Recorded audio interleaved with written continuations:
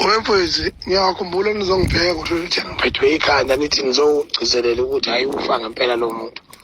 Futhi wawuselivuka ngalesi sikhathi. Ngithi mina nihamba naye imiyeko le yangakithi uthiwa uShilisi ebhimbela ukubhubha.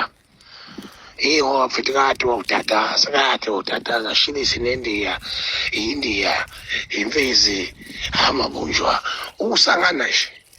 Manje-ke njengoba uthi usuShilisi neNdiya again 2022 uyababazi ukuthi phela ngizogileka imanga. Iziphi imanga ezogileka mfezi? Ngicela ungitshele uqiniso ngane ukuthi ngicela ungitshele iqiniso bafowethu ngifuna umsana ukudlala ngabantu. Iziphi imanga ezogileka uShilisi? UShilisi siyamazi. UShilisi kade ethi uyafunda khona manje. UShilisi kade ethi uyeka isikole khona manje. Kade ethi ubuyela esikoleni khona manje. UShilisi akazazi nje. Ngimbona egida le kubangcwadi. Ngoba phela mana yini ezocula uShilisi neNdiya? Umfezi umenza isithutha lo okuthiwa uShilisi uqala ngendlela eshikashilisi ephezulu ngayo. Angamzala siyeke nje ukuthi imfezi inhle kodwa angamzala ngoba baqaqene kakhulu. Yabo angamzama umthola nje mfana eqeda ukuthomba nje bese ezala uShilisi angayizali imfezi. Manje lento yokuthi thiwe kuyacula yabhimba ngo-2010 ilokhujana uShilisi uzobuya thini esemdala esekhukhile nevoice ingasekho.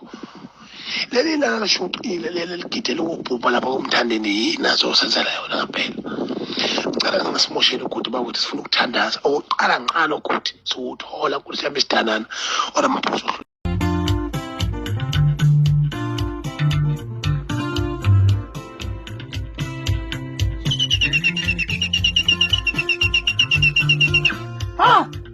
Konakele asazi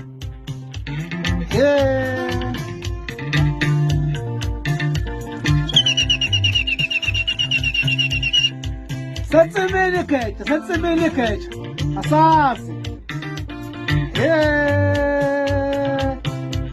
Chatas